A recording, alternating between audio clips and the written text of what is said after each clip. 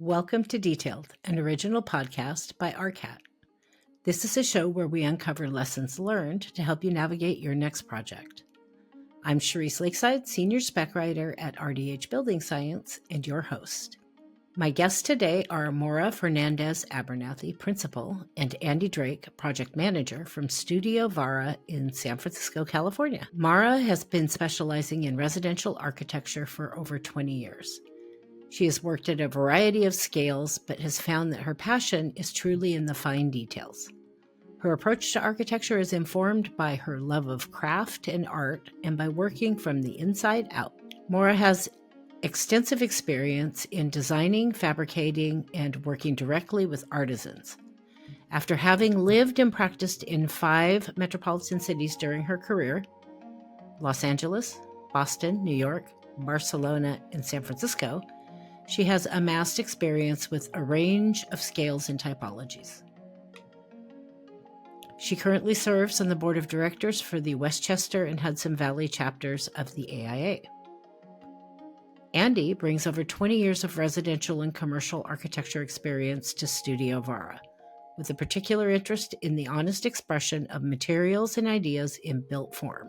He loves encountering the aha moments of realizing a great idea while working through a project's design and details.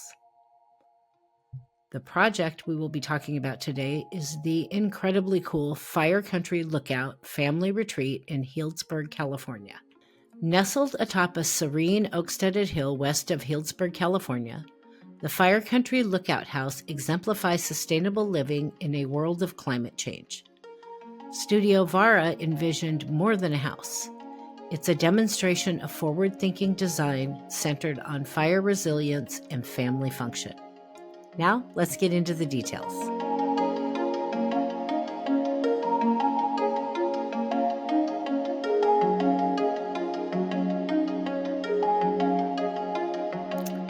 Welcome or welcome back to Detailed. My guests today are Maura Fernandez-Abernethy, Principal, and Andy Drake, Project Manager from Studio Vara. I said it right this time. I need to correct myself from our last recording because I messed that up, in San Francisco, California. The project we get to talk about today is this incredibly cool, incredibly amazing Fire Country Lookout Family Retreat in Healdsburg. Did I say that right? Healdsburg, California? Great. Maura and Andy, welcome to Detailed. It's so nice to have Studio Vara back in the house to talk about another great project. Thank you for joining me today. How are you? Good. Hello, Cherise. Hi, Cherise. Be back. Thank you for having us. We're glad. Oh, I can't wait to. I'm going to find a way to get them to let me move into this house. I don't know how. So we like to start with just some kind of fun or interesting little icebreaker question just to get us warmed up. So my question for you today, I change it every time based on my mood. What is the most exciting thing about you that most people don't know? I don't know if it's exciting, but most people don't know that I love books. I love all kinds of books, whether it's an architecture book, a novel, a business book. I am just crazy about books to the point where they're just stacks and stacks all over my house. But I really am crazy about books. I was unfortunately not as much these days with the kind of schedule that I keep, but I feel your pain. Trust me. I could get lost in a book. I have to ask you real quick though. I'm a purist. It has to be a book. I can't do a Kindle. Can't do Kindle. I do enjoy both, but I also enjoy Audible books too. I still haven't tried that one yet, so maybe I can be reformed. I don't know, but I just something about those pages. How about you, Andy? I have a weakness for vintage German sports cars. I love the iconic looks. I love the robust engineering. I love to dig into the old manuals and shop manuals and work on the car. So less exciting and more nerdy, but it's a weakness. I don't know. I don't know if sporty cars are nerdy. Do you have one? Oh, yes. Oh, tell me, please. What is it? An early 80s Porsche 911. Oh, wow. that I've had for a long time. Yeah. Pretty sure that probably keeps you out of trouble. Most Maybe. Most of the time. Okay, let's talk about this house. I mean, wow, this house is really something else. I would jump at a chance to even get it to stay in a house like this. So let's start our chat with a little background on this project. Tell me a little bit about the owner. What was their driver to build this house, this multi-generational family retreat, and what was their vision? Yeah, the owners had a vision to build a multi-generational family retreat on this rolling hillside. And when we first met with them, their first directive, and they grabbed a heath bowl, and they said they want something that was beautiful and timeless and also durable. And that bowl was really, that sort of direction was really instrumental to the entire team. We were given the opportunity to design a home that was a family heirloom that's timeless and beautiful and durable enough to be passed down for generations. One of the clients had worked in an environmental consulting and set a high bar for the home to be sustainable and off the grid. This directive, combined with the increasing threat of wildfires in Northern California, drove the design team to approach the entire master planning of the site and structures as a holistic strategy for self-sufficiency, resilience, and longevity. So looking at the pictures, which I have open on my other screen, I'm not looking away from you, I'm looking at this beautiful house. At least from the pictures, it appears that this home is fairly isolated. Is that true? And if so, did the location of the home require additional considerations like utilities, roads, or other things that you might not have to think about or consider when you're designing a home in an urban area? Yeah, you're right. The house is located about 5 miles to the west of downtown Healdsburg. So it is a rural, hilly area. You follow a narrow paved road through the woods, along a creek, over the hill, and you become along a dirt road to the entry gate. And so it's very idyllic. The project is in a wildland urban interface area, which we call a WUI zone. And so I know it's fun to say. So that's the area between, natural forest, empty, unoccupied forest land, and developed town. So it's kind of that transition zone that when there is a wildfire, if that transition zone is not protected, the wildfire could continue going all the way to town. So from a code perspective, it's looked at very carefully. And the basic requirement of the WUI zone is that the structure be ignition resistant. So that directly influenced all the material decisions we made. It had a lot to do with how we sited the building. And another thing that we needed to keep in mind was kind of tree and forest management around the site and all the way down the road as well. So the site was covered in trees when we got it. And, many small Doug firs that kind of hid these large coast oaks that were heritage oaks. And so kind of step one was taking out a lot of the Doug firs. And the client made this great decision to cut back a significant part of all these and really highlight the coast oaks. So what became this dense forest over the matter of 2 weeks was suddenly this park-like setting that was, a great canvas for the house. So I guess other, considerations we have to make are access by fire department. The roads have to meet certain criteria. And then we thought a lot about backup power because, fires do happen.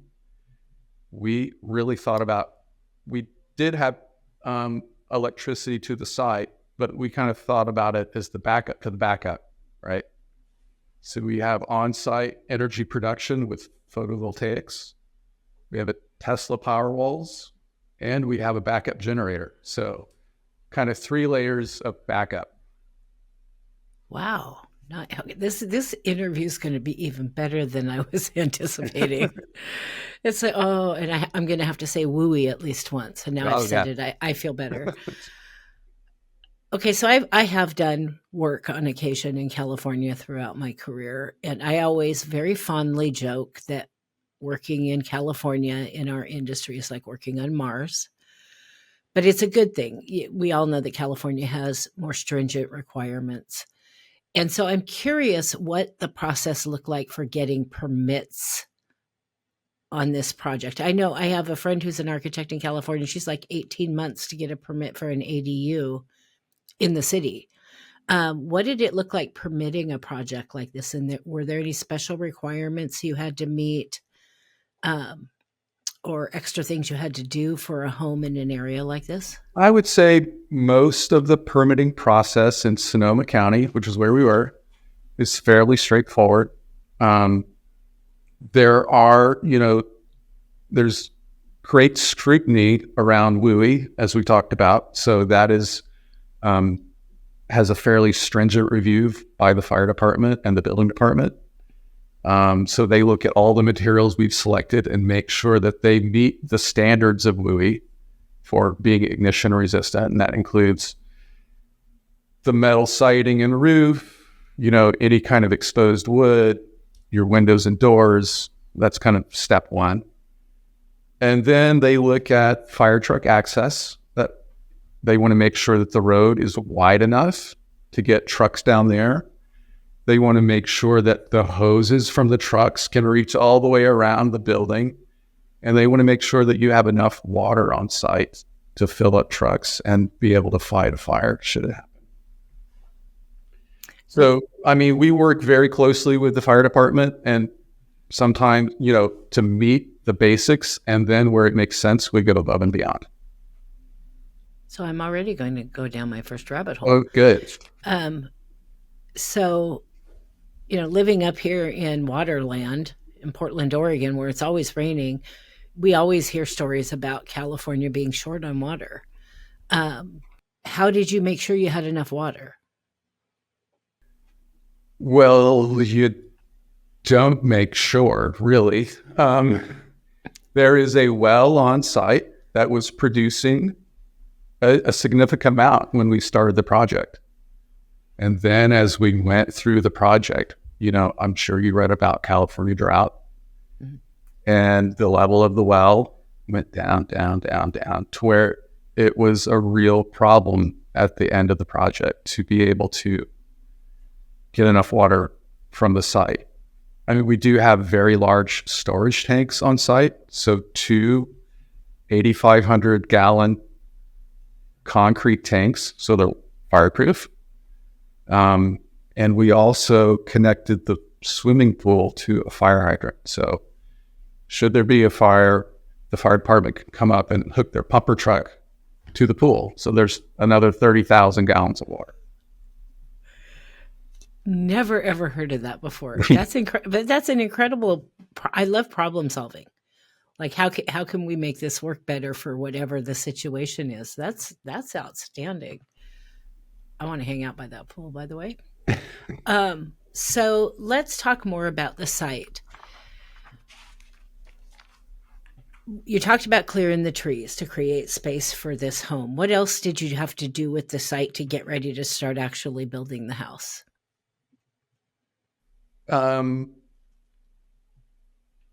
Well, before, I guess let's back up. Okay. A little preface. So we do a lot of these rural properties in wine country. And we, as a design team, go and camp on site. Before there's sketches being made, we go and we camp on site. So, there was a lot of tours looking at different properties to find the right fit for the client. And, they wanted it to be private. It couldn't be too far from town. They wanted views, and they wanted some infrastructure in place utilities. So this site had been entitled for a 5-bedroom house. There were utilities in place. The electricity was there. The well was in place. There was a septic system already permitted for that 5-bedroom building. And there was a driveway up to the building pad, although it was not code compliant. So we can talk about that later, because you have to be careful about code compliance of the driveway. But that was our starting point to the site. So I want to talk about your very unique exterior design. I mean, I was truly enchanted and grabbed by this house the second I looked at the first picture. Like here in Oregon, and you've started to already touch on this, I know that forest fires are a huge concern in California, even more so in a house located in a place like this one. Tell me how go into more detail. Tell me how that influenced your design, and what are some of the things, we're starting with the outside, so the exterior of the house, what are some of the things you did to make this house more fire resistant? I'm going to tell you about the history of the fire decisions, the fire resistant decisions. So September 2020, our site supervisor, had just started construction of the house. He sent a video of him standing on the recently completed foundation of, looking up into this orange smoky sky with a CAL FIRE C-130 plane flying over the site, dumping retardant. You've seen it, Paul. And then he panned over across the valley and you could see fire. So this was the Wall Bridge fire. So this was when there was the significant wildfires in Sonoma in 2020. And, fortunately, the site came through unscathed. It was all fine. But it really affirmed all of our design decisions to date about what we were doing. And it influenced the remainder of our design decisions about, this is real and it needs to be taken seriously. And the owners were completely on board with those decisions. So it provided, great, influence or affirmation of our fire protection strategies that we were implementing. So we have a multi-layer fire resilience strategy, and part of it is a trail system through the 15-acre site that acts as a fire break. The driveway acts as a fire break. We have a 100-foot zone around the house, perimeter zone, that includes the removal of the ladder fuels that build up to the tree canopies. So that was the clearing out of all the Doug firs. And we have a ground-mounted sprinkler system around the perimeter of the house. And then within our 30-foot protection zone, we have a rooftop foam dispersion system that can be implemented remotely. And that was with a company named Frontline that we work closely with that system. And then we have the fire-resistant plantings around the perimeter of the building. And then the 5-foot ember zone, as it's called, it includes the metal skin and the ignition-resistant materials, as well as gravel and hardscape up close to the building, so you don't get a buildup of embers that start an ignition. And that really drove the exterior material selection that we had. Boy, you want to talk about learning curve. I've been writing specs for a really long time. And I'm just hearing one new thing after another. After this is a whole education all in itself. This foam system on a house. I've never heard of anything like that before. Were you familiar with all of these things, or did you have to do some serious homework? This was a lot of R&D on this house, for sure. Yes. And so this company, Frontline, is kind of new to the game, but expanding rapidly, as you might imagine, with these rooftop sprinkler systems. So it's very interesting to learn about. Well, I know if I was listening to this podcast, I'd be like, okay, when I get my dream home, I know who I'm calling.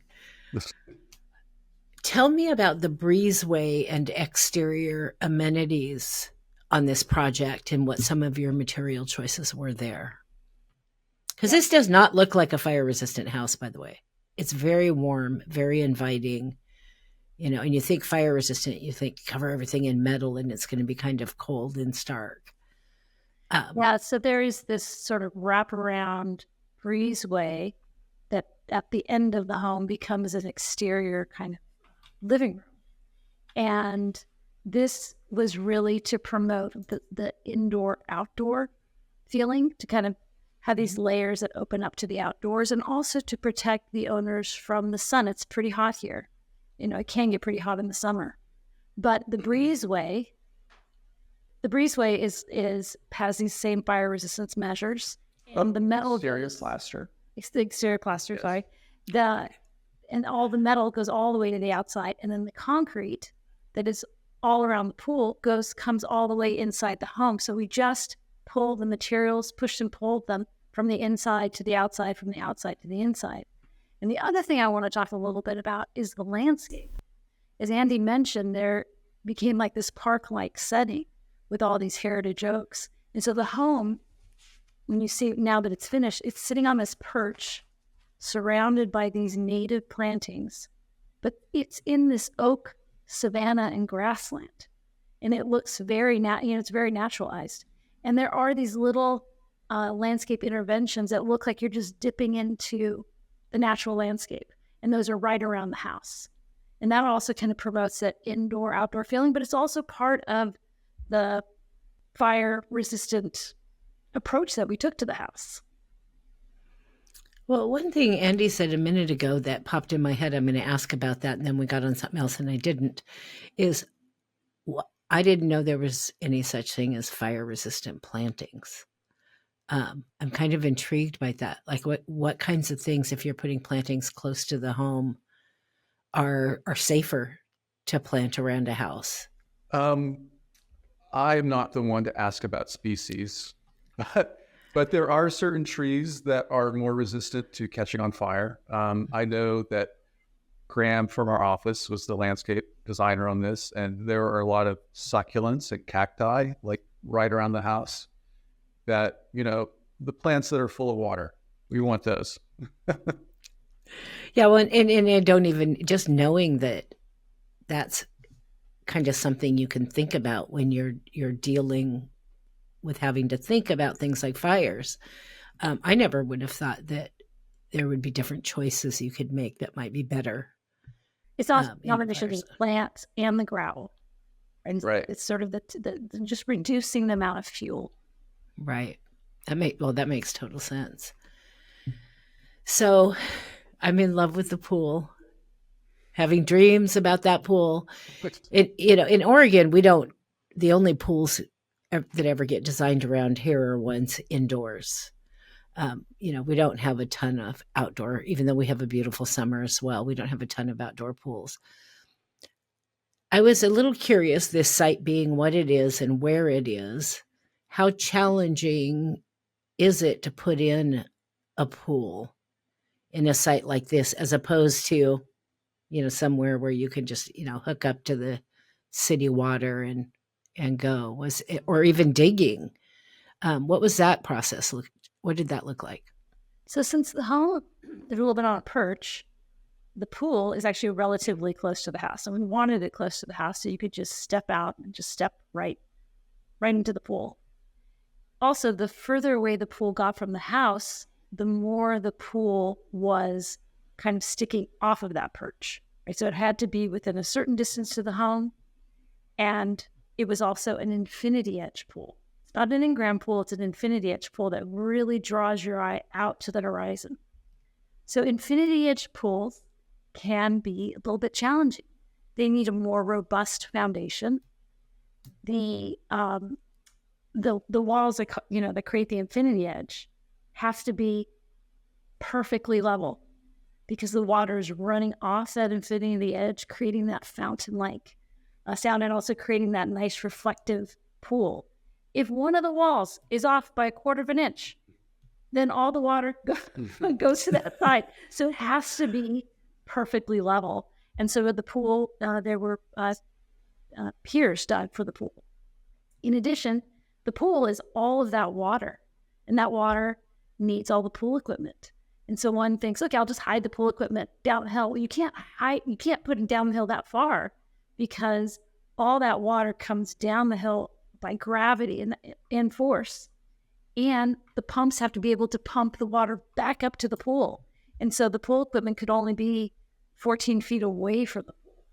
So there, lots of challenging elements to consider. But I do think that the result was very successful. Oh, well, it's funny. I looked at a couple different pictures, and depending on which angle you're looking at the pool, is that an infinity pool? But that edge that looks out over is just stunning. The view. And at certain times when you look at it, it just reflects what you're seeing. Well, in one picture, I'm looking at the reflection of the house there. So where did you put the equipment?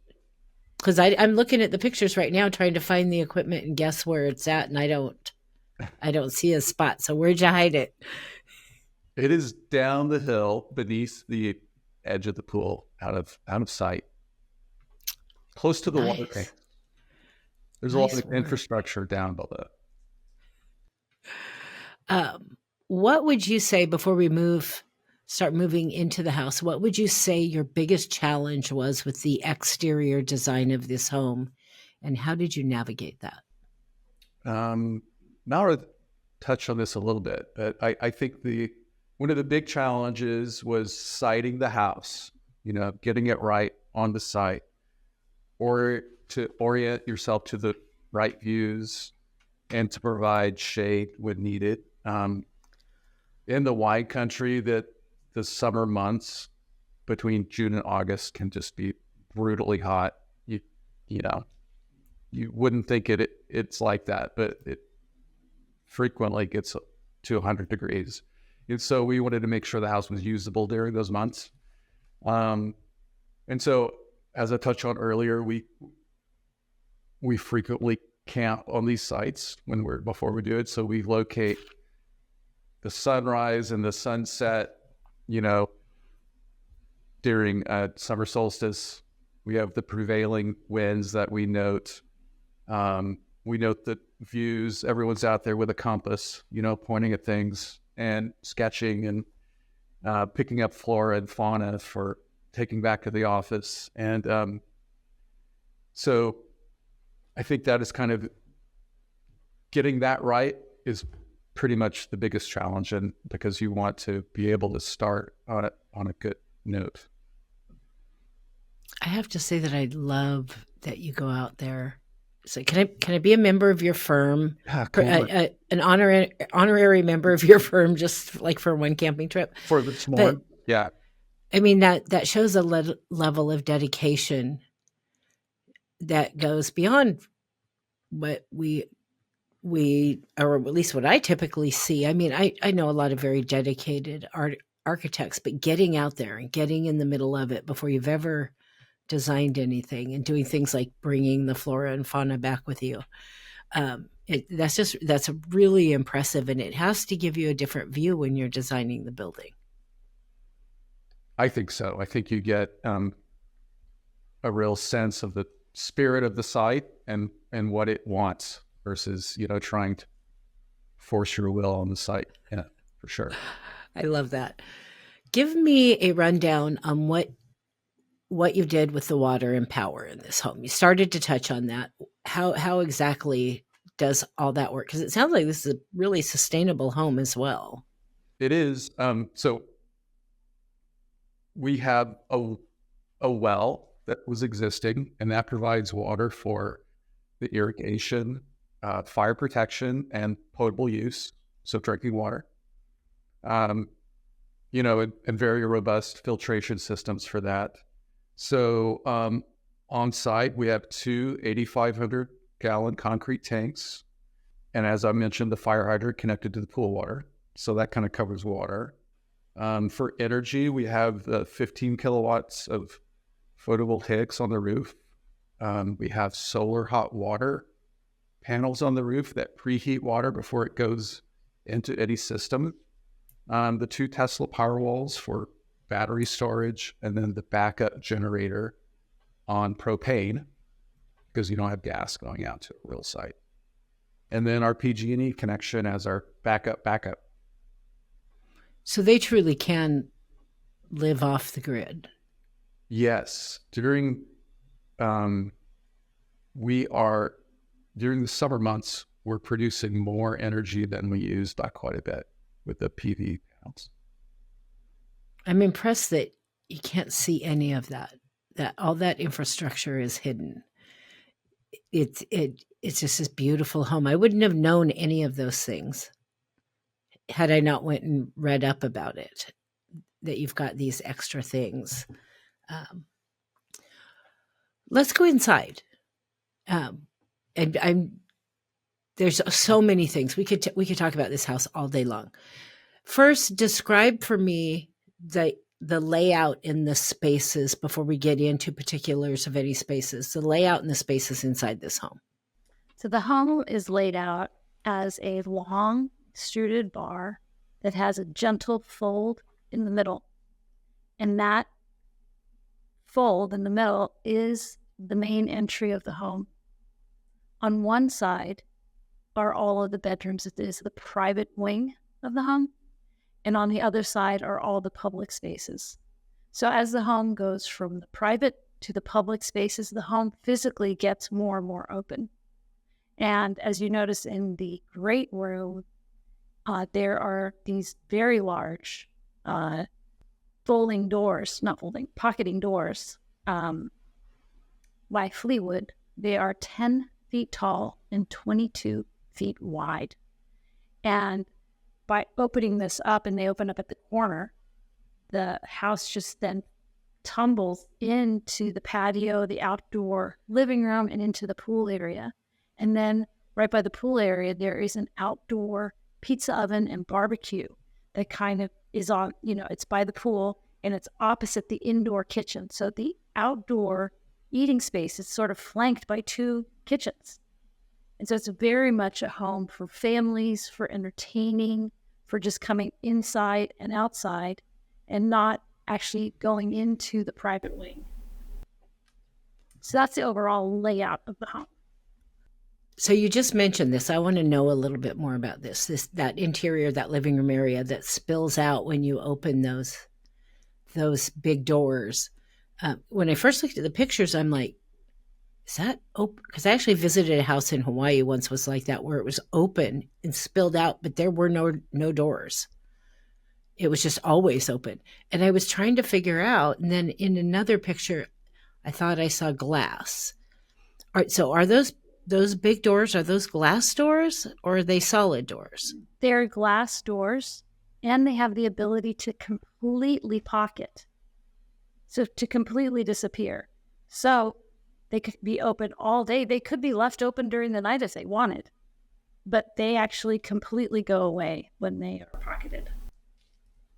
So I imagine that was rather difficult to design. I'm trying to figure out, your details and all of that. Was there a learning curve there in figuring out how to make these doors work, or am I making it harder than it was? Not significantly different from any other kind of sliding door. You have to consider the wall thickness and putting a pocket in there.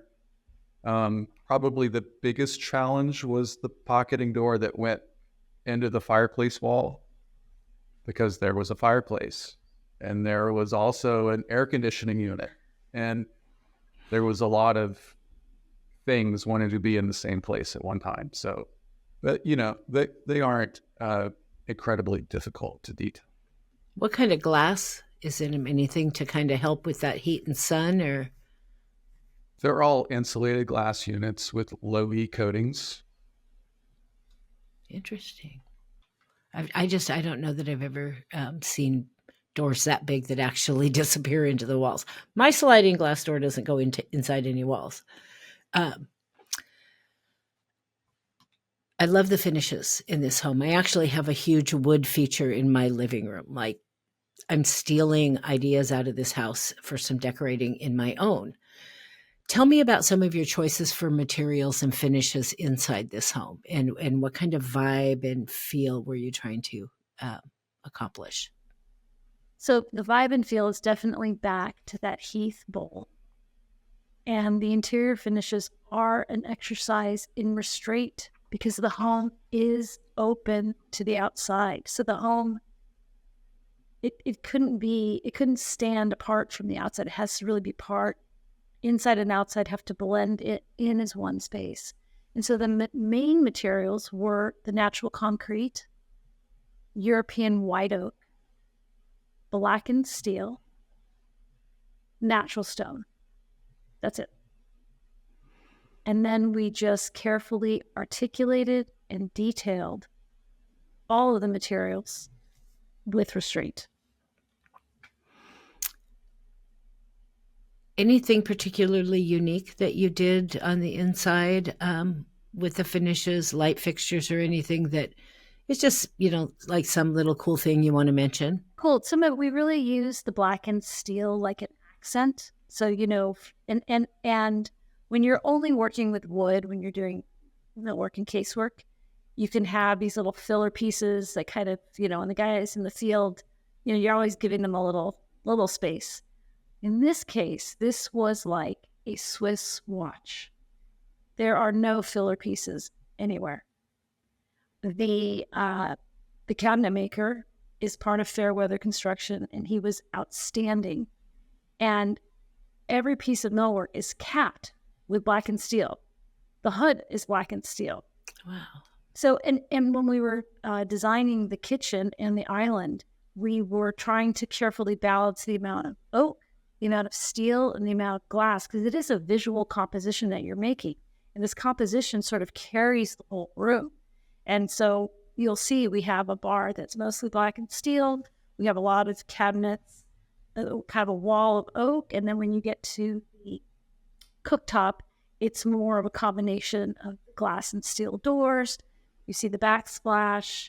And, this combination that goes all the way around is beautifully balanced. And from the interior architecture, we then took those cues into the furnishings. We picked a few light fixtures that were a little more party-like, I would say. And some of the furniture is custom. The dining table is custom. The console is custom, also has blackened steel on it. The sofa is a beautiful flex form sofa that is durable, comfortable, but super elegant. And as you go to the outside, there is as much furniture outside the house as there is inside the house. And that is, again, because of this outdoor ability to go back and forth. And so we also spent a lot of time selecting the furniture that goes outside. There are outdoor umbrellas that actually embed into the concrete that can be deployed so that the entire area around the pool has shade when necessary. So a lot of care was put into all of the furnishings. You'll even see in the master bedroom, there's a whole custom bed, headboard, and nightstand that was all done custom for the home. I was surprised when I first looked at the pictures. I was like getting right up close to my computer. It's like, are those concrete floors inside the house? And now I know they are. Not everybody puts concrete floors inside their house. You see it in a lot of public buildings, but it works so beautifully. I wouldn't want to drop a bowl on it. But it just, that what you were trying to achieve in making that indoor-outdoor thing is truly seamless. I mean, the homeowners also wanted their kids to be able to get out of the pool and walk into the kitchen and not ruin the floors. I mean, very, very, very practical. Now, when you go into the bedroom wing, there is actually oak floors in there, but not in the public wing. So the public wing can really take a beating and still be very beautiful. Well, I have to say for our listeners, a lot of the finishes you're talking about, stone and concrete and the black metal, would lead you to picture in your head, where you're not sitting here looking at the pictures, again, to a cooler and a less warm environment. But yet somehow you have made this the most warm, inviting place. What's the secret there to that balance? Because that's one I struggle with at home. It's either I'm trying to make something like that come together, and I either get too cold, and I'm a minimalist. I don't like a lot of stuff. How do you find that perfect balance? I actually think that comes really from the makeup of our team. We are architects, interior designers, landscape designers. So our team is stacked with all these different people, and everyone has a voice. Someone might say, oh, well, that's nice that you have the concrete going inside and outside, but you might want a rug over by the sofa. So there is very much this dynamic, collaborative voice that comes out of our team that really does achieve, we're proud to say, a very warm, modern aesthetic and very family friendly, especially with this family. I raised a bunch of kids. I would have, and I actually ripped all the carpet out in our house and put in this like Italian stone looking tile because I had a bunch of kids and dogs, and I would have killed for those floors. Seriously, I totally get it. And that's, I would not have thought until you told me that this was a family with children, just because the house is so elegant. Yeah, I would. Do they adopt grown-ups?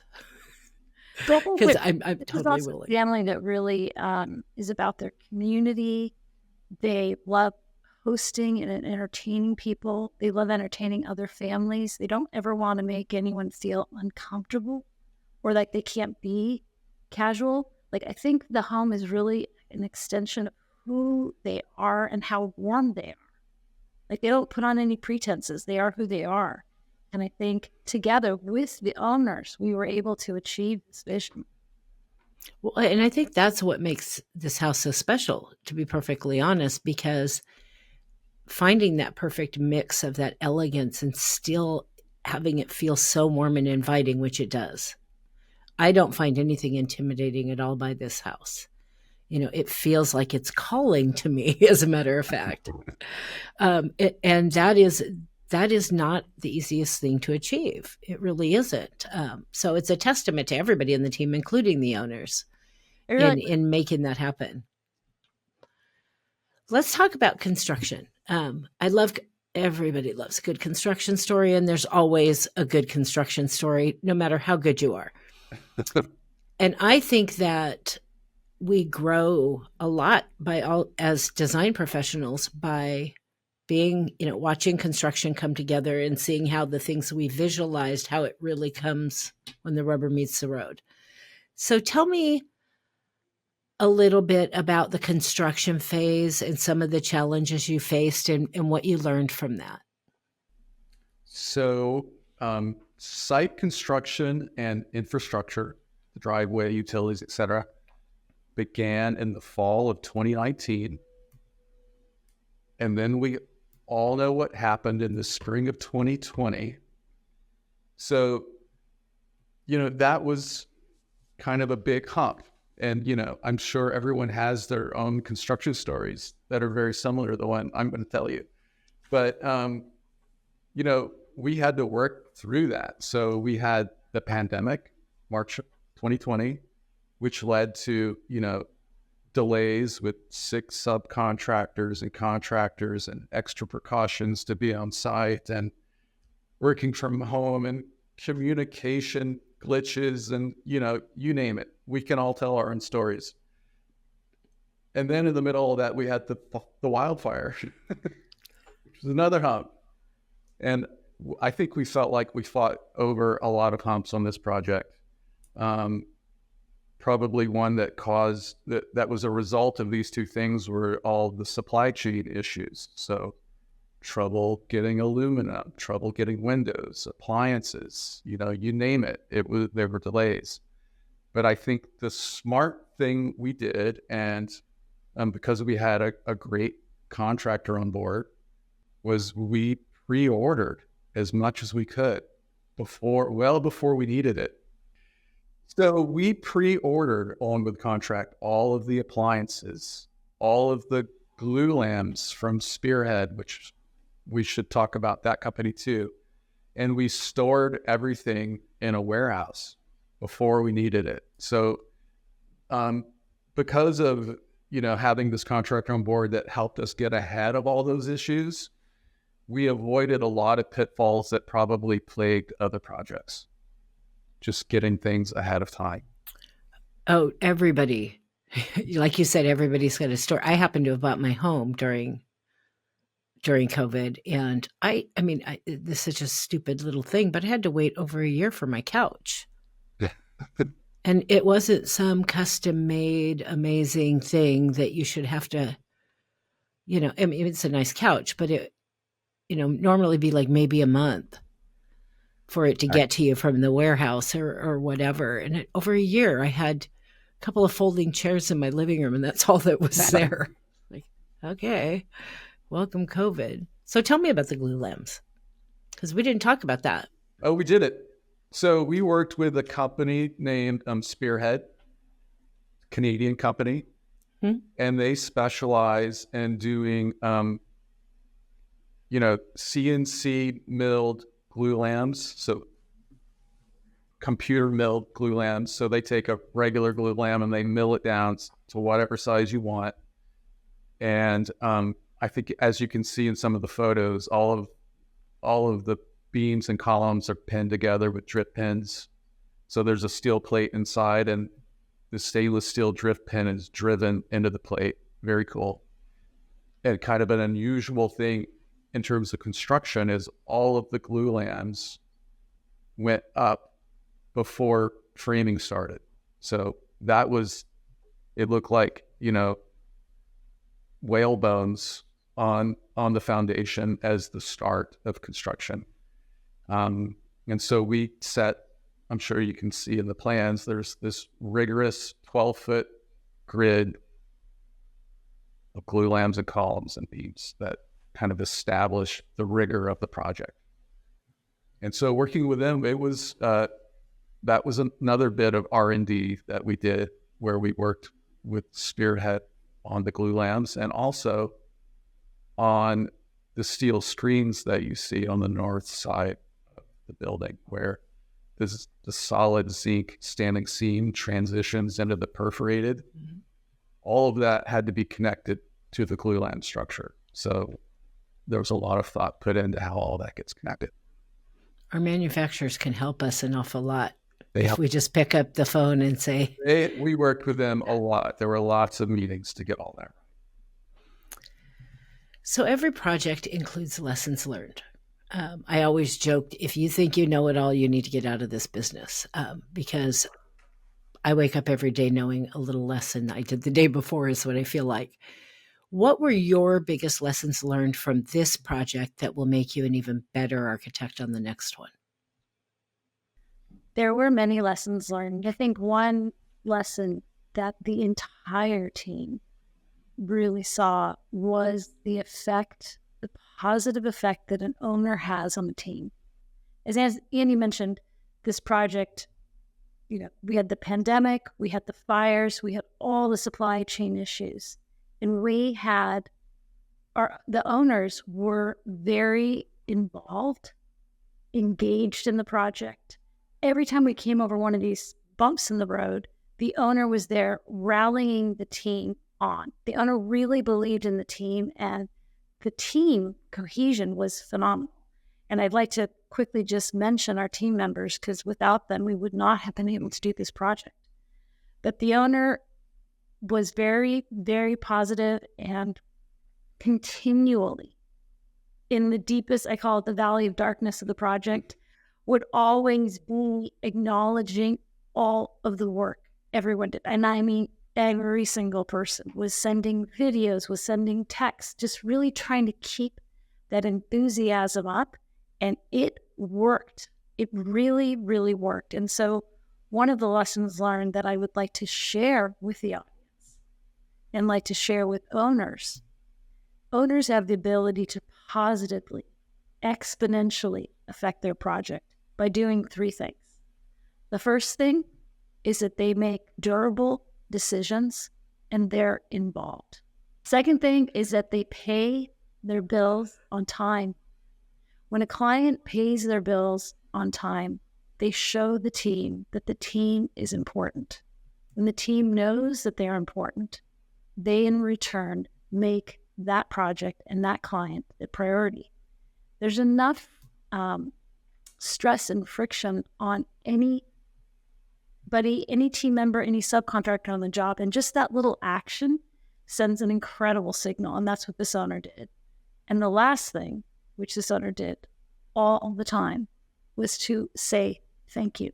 Always would walk up to people, look them in the eye, shake their hand, take their picture, bring them food. I mean, he was really incredible. So those 3 tips really have an incredible impact on the team. So that's kind of team-wide. Internally, as I mentioned, we have many different disciplines across our team. And because of that, there might have been 12 different people working in and out of the project. So they're not working on it all the time. And we definitely had some communication challenges. So because of that, and because some of this was happening during what we call remote work, we have implemented a lot more communication protocols, and that just the communication alone improved exponentially in our office. We also learned that we need to pick and choose how many R&D elements we have on the project. Those are all great lessons, though. I mean, those are really great lessons that you have clearly also taken to heart. And I love your message for owners. I really do, because, you often hear about people talking about projects, and they're always talking about what the architect needs to do. And I have heard horror stories. I know a lot of small firm architects. I've heard horror stories about some owners. And at the end of the day, everybody just be a good person. Everybody's working towards the same goal. Don't forget that. So I think I'm glad you sent that message, because for anything to work, both sides of the table need to come to the table in a positive way. How about you, Andy? What'd you learn? I'm going to reiterate the number of prototypes on a project. I mean, you can see from the photos that there was a lot of special details on this project. We spent a lot of time figuring those out. So, I think you want to pick where your moments of magic are and know that you can't have magic everywhere. Our biggest lesson. I know we all want it everywhere, but you can't have it. Well, now you know. For the next one, okay, you get a little bit of magic, but you don't get all the magic. For each of you, what is your favorite piece or part of this family getaway? What is the thing that just warms your heart every time you look at it? I love the connection to the site. I love the location. I love how, we did the right thing for the site with that building. And, I love the inspiration of the directive from the owner that this building is to be a family heirloom. So, when you think about what you're designing and know that it needs to last 100 years, it really influences the decisions you make for that. So I love that part of it. I have to echo what Andy says, but when I look at the project, what I see is the team. I see the hundreds of hands that touch this project, and I would love to just shout out to some of these amazing team members. Okay. The contractor, Simon Fairweather and Associates, was phenomenal. Spearhead was phenomenal, yes. We worked with Evan Shively from Aborica for the cool redwood art piece you saw in the outdoor living room. SC Fabrications on the cast concrete fire table that's in the outdoor living room too. That was actually a really cool thing to work on. I don't think it quite gets enough photo attention, but it's pretty cool when you look at it closely. It's Stramberg Engineering from San Francisco, a multitude of A-class subcontractors.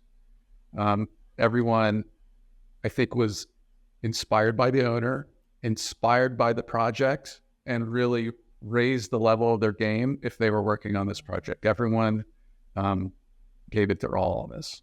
It was fun to see.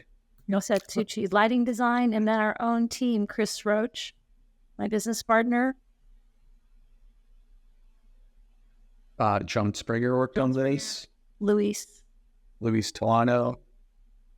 Nick Brown. Yeah, very good team. And then Graham Quinn was on landscape design.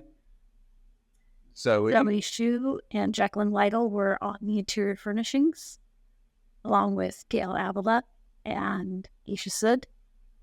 So we had quite a big team, lots of hands, and that's what I see at the end. I see all these hands that touch this home. Well, I think that, again, I know I said this at the beginning, your commitment and your passion for your project shines through it.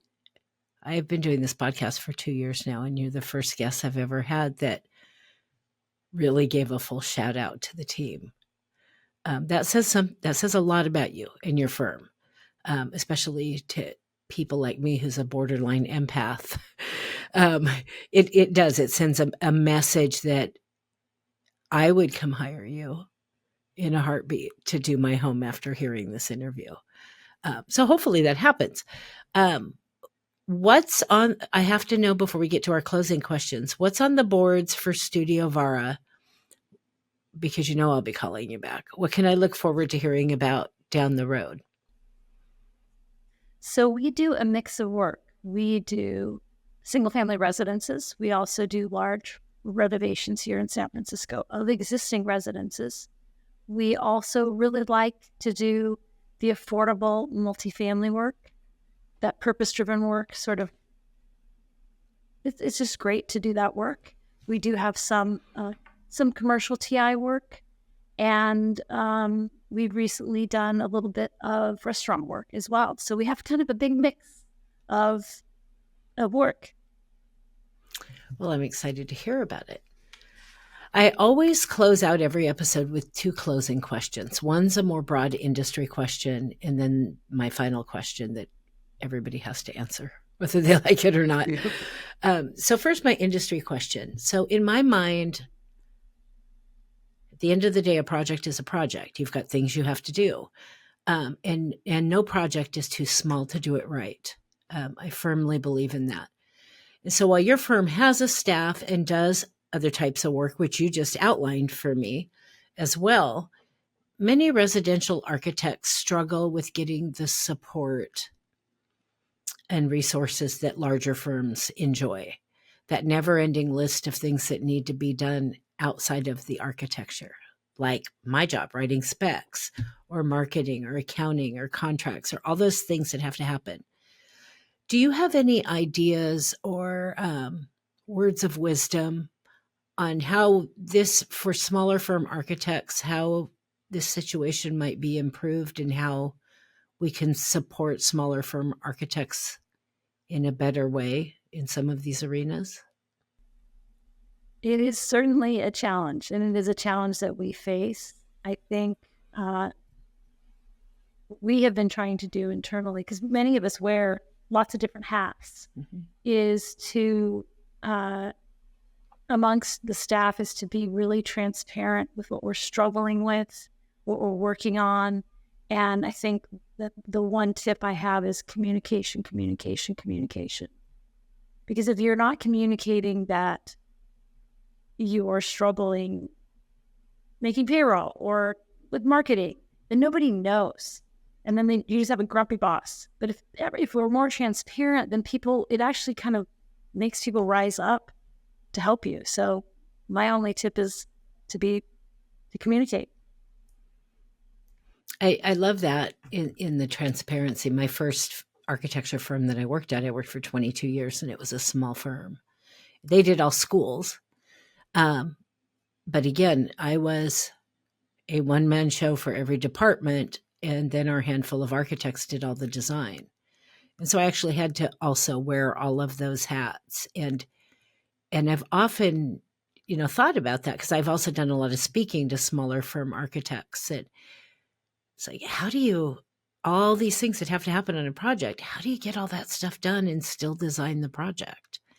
And I think it's a shame that we don't have some kind of co-op or resources, more of them, for some of the smaller firm architects. Did you want to add anything to that, Andy? I think that's pretty good. I mean, maybe it is like, know what you don't know, and and be willing to go out and get the help you need, whether it's marketing or spec writing or HR. business coaching or HR or whatever. Go out and get someone that really knows what they're doing, like you. Whoa, that was a lot of faith in that comment. So, final question. We all hope to live a life that leaves some kind of contribution to make the world a better place. I know I certainly do. Personal or professional, what do you hope your impact will be? I'm going to go first so you can end on a high note. I'm going to say, this is professionally. I am going to say that we owe, as professionals and architects, that we owe the next generation the opportunity to succeed. And whether it's being a designer, architect, we owe them our time to help them find a path to get to licensure, or being a great designer, or learning how to be a good project manager. We, as I'm not going to say old people, but Good. We need to be generous with our time. So I think we have a good mentorship program in place, but it's not just utilizing a mentorship program. As professionals, we need to be generous with our time to them. Oh, you have no idea. You're preaching to the choir. Maura? Along the lines of what Andy said, we do strongly feel that we need to bring up and skill up the younger generation, and also the women. The attrition for women in this profession is unbelievable. So within the office here at Studio Vara, Jackie, who you have met, has started a women's mentorship program, and it is really popular. The women in this office love it. It is so popular that we're opening it up to the men. But it is just, as Andy says, that generosity. This is a hard profession. It's not getting any easier.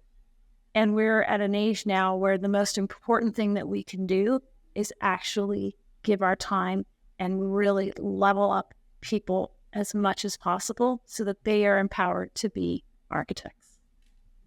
So can I just blast you all over loudspeakers?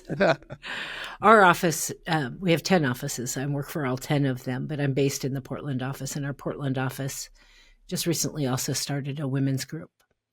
And so we meet once a month, and it's kind of just our space to talk about whatever, or have guest speakers or whatever. And it really, truly has been, and it's not meant to leave the boys out.